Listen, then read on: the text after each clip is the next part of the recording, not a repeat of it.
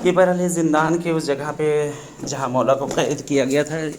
बहुत ही तारीख जगह है ये, बहुत तारीख जगह है कि जहाँ चलना भी बहरहाल बहुत दूभर है। बड़ी मुश्किल से इस जगह पे बहरहाल वो मासूम ही की ज़ात है कि जो इस जगह पे आई, और वरना हम आपके बस की बात नहीं है कि जिस जगह पे मौला को कैद किया गया। दीवारें आप देख सकते हैं, अंदर से छोटे रास्ते बिल्कुल होते चले। अंधेरा इतना है कि जहाँ पे नज़र भी ना आएगा, यानी इतना अंधेरा है आगे की नज़र भी नहीं आता। और काफ़ी डीप है, अंदर जाने के बाद काफ़ी डीप है। वो देख सकते हैं आप, रोशनी थोड़ी दिख रही, वहाँ से और आगे जाने के बाद काफ़ी दूर तक जो है जाना है। फिर अंदर जाकर एक छोटा सा कमरा बना हुआ है कि जहाँ पर मौला को कैद किया गया था। ये रोशनदान बना हुआ कि जहाँ से रोशनी आने के लिए और ऑक्सीजन के लिए ये जगह को बनाया गया है। रोशनदान यहाँ पे है।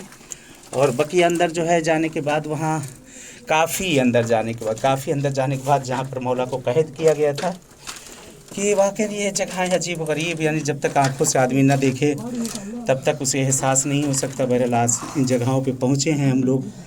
निकले बेटा निकले। कि बहुत अंदर जाने के बाद काफ़ी गए आप अंदर तक। या अली मौला आइए।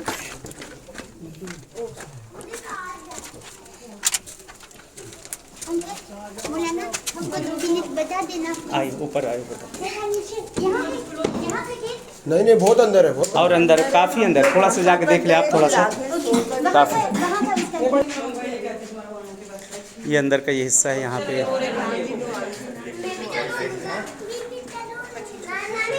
चले इजाज़त चाहते हैं, जैसे इस मकाम पे आए हैं ज़िंदान इमाम हादी, जहाँ पर आपको कैद किया गया है।